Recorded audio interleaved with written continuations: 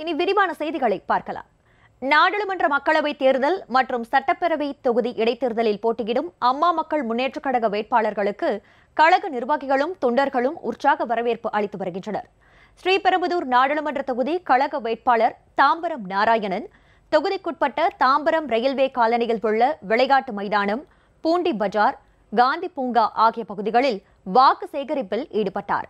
அப்பகுதிகளில் உள்ள பொதுமக்களிடம் குறைகளை கேட்டறிந்த அவர் அவற்றை நிவர்த்தி செய்வதற்கான பணிகள் மேற்கொள்ளப்படும் என வாக்குறுதி அளித்தார். இதில் தாம்பரம் நகர செயலாளர் கிருஷ்ணமூர்த்தி உள்ளிட்ட கழக நிர்வாகிகள் கலந்து கொண்டனர். காஞ்சிபுரம் தொகுதி கழக வேட்பாளர் முட்டுக்காடு முனுசாமிக்கு அம்மாவட்டத்தின் பல்வேறு பகுதியிலும் பொதுமக்கள் ஆதரவு தந்து வருகின்றனர். மாமல்லபுரம், திருப்போரூர் பகுதியில் உள்ள வியாபாரிகள், அரசு ஊழியர்கள், பெண்கள் அமைப்பினர், சமூக ஆர்வலர்கள், மாற்றுத்திறனாளி இயக்கத்தினர் மற்றும் சிறுபான்மையினர் உள்ளிட்ட ஏராளமானோர் ஆதரவு அளித்து வாழ்த்து தெரிவித்தனர்.